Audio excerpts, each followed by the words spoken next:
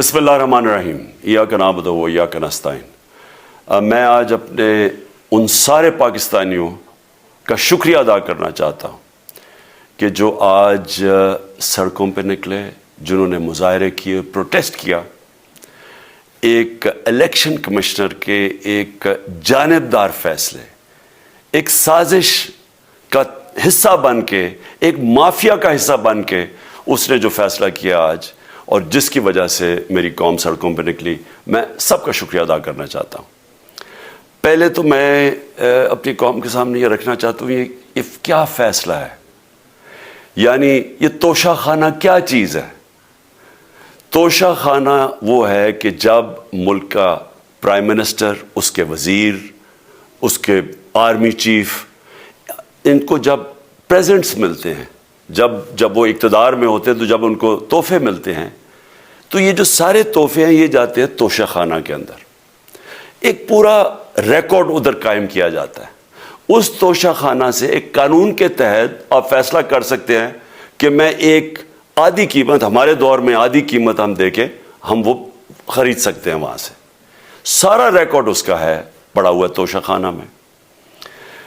تو یہ جو کیس اس نے کیا ہے، یہ جو کیس کے اوپر فیصلہ دیا ہے، میں آپ ساری قوم کے سامنے اب یہ کہنا چاہتا ہوں کہ جب بھی، اور انشاءاللہ ہم اب جا رہے ہیں عدالت میں آج سب کے سامنے کہنا چاہتا ہوں کہ یہ عدالت کے اندر کیس جائے گا اور اس میں ایک چیز غیر قانونی نہیں نکلے گی، کیونکہ سارا ریکارڈ اویلیبل ہے۔ اور جنہوں نے قانون توڑا ہے، توشہ خانہ کا قانون کس نے توڑا ہے؟ آصف زرداری نے اور نواز شریف نے۔ کیسے توڑا ہے؟ انہوں نے 4 مہنگی گاڑیاں اس توشہ خانہ سے نکالی ہے۔ قانون یہ کہتا ہے کہ آپ گاڑیاں نہیں نکال سکتے، مجھے بھی ملی تھی۔ تو ان کے کیس تو سنے نہیں، ان کے 10 سال سے کیس پڑے ہوئے جو انہوں نے یہ گاڑیاں غیر قانونی طور پہ نکالی تھی۔ اور وہ جو کہ سارے میرے وکیل نے آج قوم کے سامنے بتایا کہ سارا ریکارڈ اویلیبل ہے، اس کے اوپر اس نے یہ فیصلہ کیا ہے۔ تو پہلے تو ہم جائیں گے انشاءاللہ عدالت میں، لیکن میں اس الیکشن کمشنر کے اوپر اپنی قوم کے سامنے اس کا ذرا اصلیت رکھنا چاہتا ہوں۔ یہ وہ آدمی ہے جو پچھلے 2.5 سال سے ہمارے خلاف فیصلے دے رہا ہے۔ 8 یا 9 دفعہ اس نے ہمارے خلاف فیصلہ دیا، ہم عدالت میں گئے اور عدالت نے اس کے فیصلے اوور ٹرن کر کے ہمارے حق میں فیصلے دیے، کیونکہ اس کے جو فیصلے تھے وہ غیر جانبدار نہیں تھے۔ ہم ای وی ایم مشینز کے اوپر کوشش کرتے رہے کہ اس ملک میں صاف اور شفاف الیکشن ہو، 2 سال کوشش کرتے رہے۔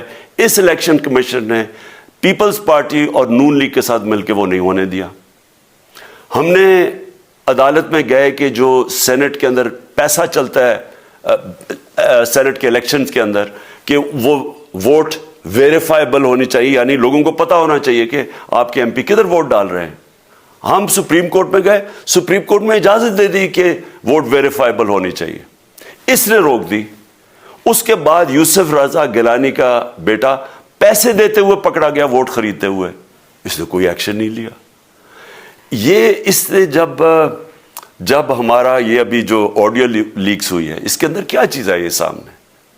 آڈیو لیکس میں یہ سامنے آئی کہ نون لیگ کے ساتھ بیٹھ کے یہ فیصلے کر رہا تھا کہ کون سے حلقے ہمارے کمزور ہیں اور کدھر پی ڈی ایم کی ووٹ جو تھی ہمارے حلقوں سے دگنی تھی۔ اس نے ان کے ساتھ بیٹھ کے فیصلے کیے۔ یہ جو ابھی حال ہی میں الیکشن ہوئے ہیں، اسی الیکشن کمیشن نے، اس نے پہلے بھی جب پنجاب کے بائی الیکشن ہوئے تب بھی پوری الیکشن کمیشن کی مشینری نے ان کی مدد کی، اور اس کے گورنمنٹ بھی پنجاب میں انہی کی تھی، گورنمنٹ کی مشینری نے بھی پوری مدد کی۔ اس کے باوجود دونوں دفعہ یہ الیکشن ہار گئے، اور الیکشن اس لیے ہارے کہ پاکستان کی قوم ان کو ریجیکٹ کر بیٹھی ہے، اور اللہ کا شکر ادا کرتا ہوں ہمارے ساتھ کھڑی ہے۔ جب ہماری گورنمنٹ گئی تب سے یہ مافیا کوشش کر رہا ہے کہ تحریک انصاف کو ختم کرنے کی۔ پہلے تو انہوں نے گورنمنٹ گرائی بیرونی سازش، پھر انہوں نے کروڑ روپیہ خرچ کیا، 20 یا 25 کروڑ روپے کی ووٹیں خریدی، لوگوں کو لوٹا بنایا، ہماری گورنمنٹ گرائی۔ اس کے بعد جب ہم نے مظاہرہ کیا، پرامن مظاہرہ، آئین اور قانون میں رہتے ہوئے، ہمیں آئین اجازت دیتا ہے پرامن احتجاج کرنے کی، ہم نے پرامن احتجاج کرنا تھا۔ انہوں نے جس طرح ایک بیرونی جو آج بھی وہ سائفر اویلیبل ہے جس میں واضح ہے کہ ان کو باہر سے مل کے انہوں نے ایک گورنمنٹ گرائی تھی. سب کو پتہ ہے سندھ ہاؤس میں 20 25 کروڑ روپیہ چلا اور گورنمنٹ انہوں نے گرائی. اس کے اوپر مظاہرہ ہم نے کیا 25 مئی کو. انہوں نے جس طرح کا ظلم و تشدد کیا ہمارے اوپر پاکستان کی تاریخ میں ایسے کبھی نہیں ہوا. عورتوں بچوں کے اوپر دیکھ رہے ہیں فیملیز, انہوں نے شیلنگ کی, گھروں میں گھس گئے رات میں, جو پنجاب پولیس کو انہوں نے استعمال کیا اور انہوں نے سمجھا کہ پارٹی کراش ہو جائے گی. پھر بھی نہیں ہوئی. پنجاب کے بائی الیکشن ہار گئے. پھر انہوں نے میرے اوپر کیسز کرنے شروع کر دیے. کبھی عدالت میں ایک کیس ہوتا, کوئی 24 FIR ہے میرے اوپر. دہشت گردی کا میرے پہ کیس کر دیا. کیا کیس تھا؟ ساری دنیا میں رپورٹ ہوا وہ کیس. کیس کیا ہے کہ عمران خان کہہ رہا ہے کہ ریمانڈ پہ بھیجنے کے لیے ایک جس کے اوپر تشدد ہوا ہے, کسٹوڈیل ٹارچر ہوئی ہے شہباز گل کو, کہ ہم قانونی کارروائی کریں گے, اس کے اوپر دہشت گردی کا کیس کر دیا. تو پوری کوشش کرتے رہے نہ کسی طرح اس کو, کیونکہ میچ میں تو آپ کھیل نہیں سکتے تھے, تو عمران خان کو میچ سے نکال دو باہر. یہ شروع سے ان کی کوشش تھی. پتہ ان کو چل گیا کہ عوام آ گئی ہے کھڑی ہو ہمارے ساتھ. بڑے میں جلسے ہوئے ہیں, کبھی اتنے بڑے جلسے ہوئے ہی نہیں پاکستان میں. اور پھر یہ جو ابھی جو الیکشن ہوا ہے اس کے اندر پوری پلاننگ کرتے ایک کینڈیڈیٹ کھڑا کر کے پھر بھی ہار گئے. تو یہ مجھے پہلے ہی پتا تھا کہ انہوں نے اس کا رزلٹ کیا آنا ہے. میری ساری پارٹی کو پتا ہے, میں نے ان کو واٹس ایپ کیا, اپنے سارے لوگوں کو بتایا. مجھے کل رات میں نے سب کو بتا دیا کہ اس نے ڈسکوالیفائی کرنا ہے, کیونکہ یہ اس سازش کا حصہ ہے, یہ مافیا کا حصہ ہے. اور مافیا کیا کوشش کر رہی ہے یہ ذرا ساری قوم سن لو. جو پاکستان کی سب سے بڑی پارٹی ہے, جو فیڈرل پارٹی ہے, باقی پارٹیز تو اب صوبائی پارٹیز رہ گئی ہیں, چھوٹی سکڑ کے ہو گئی ہیں فیملی پارٹیز. جو سارے ملک کے اندر ایک فیڈرل پارٹی ہے اس کو ختم کرنے کی کوشش کر رہے ہیں. اور یہ میں پھر سے اس ملک کی تکلیف دے جو ہمارا تاریخ کا حصہ تھا, جب ایسٹ پاکستان ہمارے سے علیحدہ ہوا, کیا ہوا تھا؟ جو پارٹی کو سب سے بڑا مینڈیٹ ملا اسی پارٹی کو ختم کرنے کی کوشش کی. ملک کا جو ہوا وہ تاریخ کا حصہ ہے. یہ پھر کوشش کر رہے ہیں کہ ایک پارٹی جو ساری فیڈریشن کو اکٹھا رکھ سکتی ہے اسی پارٹی کو ختم کرنے کی کوشش کر رہے ہیں کہ جناب عمران خان کو کسی طرح ڈسکوالیفائی کرے اور پھر الیکشن ہو. اور پھر مجھے اور نواز شریف کو ایک ہی طرح دکھایا جا رہا ہے کہ اچھا جی عمران خان بھی ڈسکوالیفائی ہو گیا تو نواز شریف بھی ہو گیا. نواز شریف اس ملک کا بڑا مجرم ہے. 30 سال سے چوری کر رہا ہے اس ملک کا پیسہ باہر. بڑے بڑے محلات ہیں اس کے اور اس کے بچوں کے باہر. ایک رسید نہیں دکھا سکتا کہ پیسہ کدھر سے آیا. میں نے کرکٹ کھیلتا تھا تو میں نے ایک فلیٹ خریدا. میں تو پبلک آفس ہولڈر بھی نہیں تھا. 34-35 سال پہلے میں نے فلیٹ خریدا جب کرکٹ کھیلتا تھا. اس کے باوجود میں نے 8 مہینے عدالت کے اندر ایک رسید بتائی کہ مجھے کدھر سے انکم آئی, کدھر سے آمدنی آئی, اور باہر سے حلال کے پیسے کی جو میں نے جو خرچہ جو خریدا فلیٹ, اس کو جب بیچا بینک کے تھرو پاکستان میں پیسہ لے کے آیا, اپنے ملک میں پیسہ لے کے آیا. اس کی بھی منی ٹریل تھی. عدالت نے مجھے صادق اور امین کہا, اور مجھے مقابلہ اس آدمی سے کر رہے ہیں جو اربوں روپے کی پراپرٹیز لے کے بیٹھا ہوا ہے. کبھی کوئی جھوٹ بولتا ہے کہ جی مجھے قطری کھاد کے جی قطری نے پیسے دے دیے, کبھی وہ کہتا ہے یہ ہیں وہ ذرائع وہ فیل ہو جاتا ہے, وہ بیٹی کہتی ہے میرے لندن تو چھوڑو پاکستان میں کوئی پراپرٹی نہیں ہے, اور پھر پراپرٹی نکلا. یعنی جو بتا ہی نہیں سکتے کہ اس ملک سے باہر اربوں روپے کی پراپرٹیز ہے, اور اس کو اور میرے ساتھ کر رہے ہیں کہ جی اب دونوں ڈسکوالیفائی ہو گئے. اور جو سب سے شرمناک چیز کیا ہے کہ جس آدمی کی ساری پراپرٹی سب پاکستان سب ڈکلیئرڈ اپنے نام پہ, اس کو ڈسکوالیفائی کر رہے ہیں, اور یعنی میچ سے باہر رکھنے کی کوشش کر رہے ہیں. اور کن کو اس ملک میں بچایا جا رہا ہے؟ اس ملک کے بڑے بڑے مجرم جن کے اوپر اربوں روپے کے کیسز ہیں, وہ آ کے پہلے تو ان کو سازش کے تحت ملک پہ بٹھایا جاتا ہے, پھر وہ قانون اسمبلی میں بیٹھ کے نیب کا قانون چینج کرتے ہیں اور 1100 ارب روپے اپنا معاف کروا لیتے ہیں. قوم جب نیچے پسی ہوئی ہے آج مہنگائی میں، بے روزگاری میں، 6 مہینے میں انہوں نے ملک کدھر سے کدھر پہنچا دیا ہے.